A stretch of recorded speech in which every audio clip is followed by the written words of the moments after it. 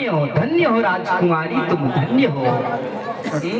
और तुम समान नहीं कोई उपकारी, तुम्हारे समान जो है कोई नारी नहीं है, जो कि तुम्हें पूर्व जन्म की सारी प्रसंग याद है और तुम्हारी लालसा जो है अभी भी भगवान के चरणों में लगी हुई है। महाराज तुम धन्य हो। और भोलेनाथ जी महाराज बड़े ही प्रेम भाव से कथा को श्रवण कराने लगे।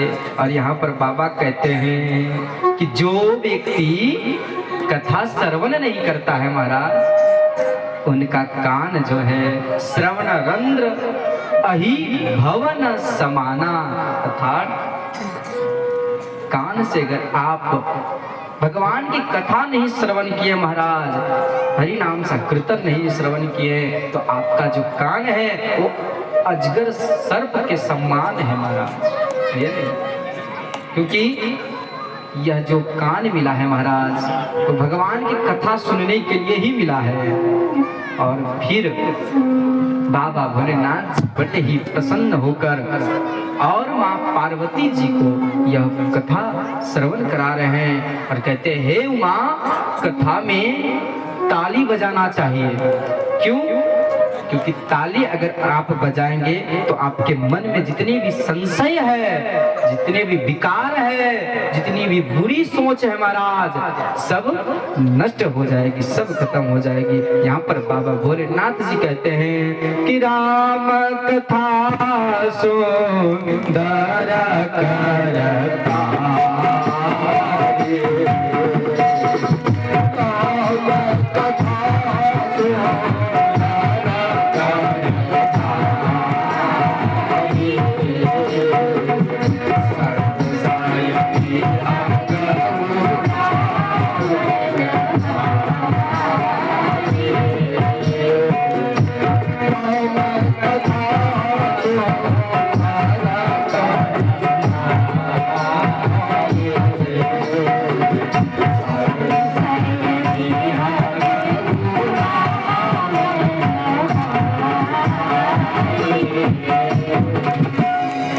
महाराज, ये संशय क्या है और विहंग क्या है?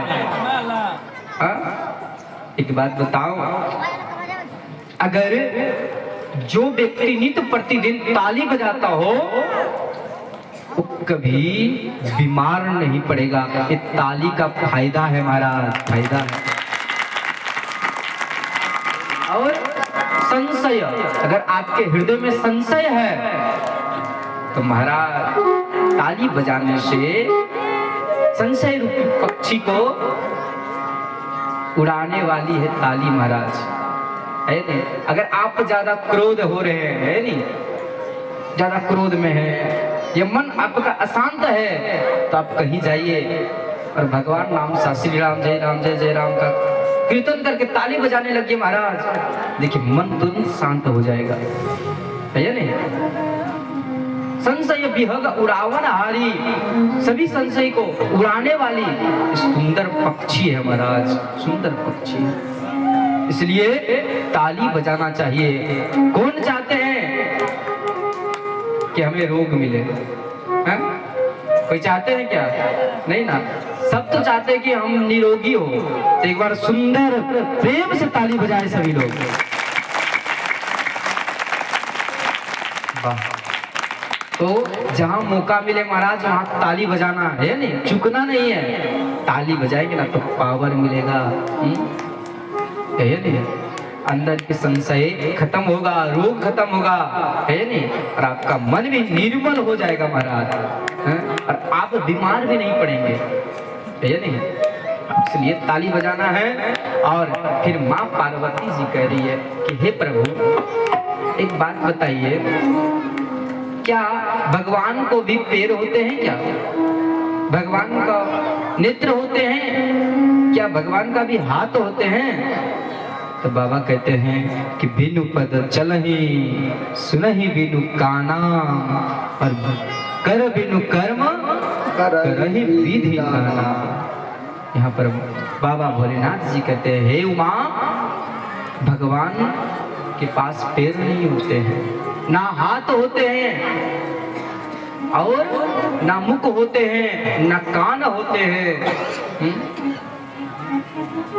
बिनु पद चलहि सुनहि बिनु काना, बिना कान के वो श्रवण कर लेते हैं महाराज, है या नहीं? क्योंकि वो राम है, ब्रह्म राम है महाराज, ब्रह्म है वो, ये ओम का आकार है महाराज।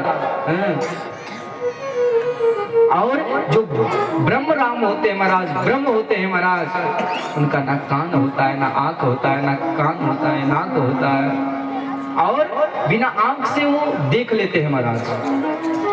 और क्या, उन्हें कोई कर्म भी नहीं करना पड़ता है और बिना कर्म के ही आदि मालिक हो जाते हैं महाराज।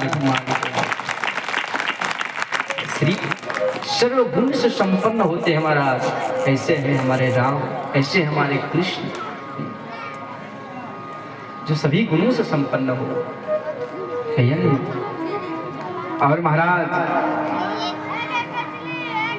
माँ पार्वती जी कहती है कि हे बाबा, हे प्राणनाथ, एक बात बताइए कि भगवान इस धरातल पर क्यों आते हैं, किस लिए आते हैं? ए अल्लाह, बैठो शांत से, हल्ला करने लगी आप लोग। अरे इतना सुंदर आसन मिला है, बैठकर कथा श्रवण करो ना। भूख तो नहीं लग गई है कि हाँ बाबा भूख लग गई, आप जाना है? तो प्रेम से क्यों नहीं कथा को श्रवण करना है? प्रेम से कीजिए, लाभ मिलेगा महाराज, और जीवन में उतारिए। देखिए भगवान श्री राम जी चंद्र जी जो किए हैं वो आपको करना है, और भगवान श्री कृष्ण जी जो गीता में बोले हैं उसको करना है महाराज।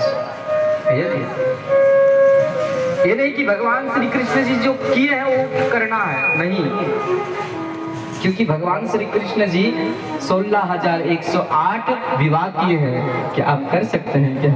है? नहीं। और श्री कृष्ण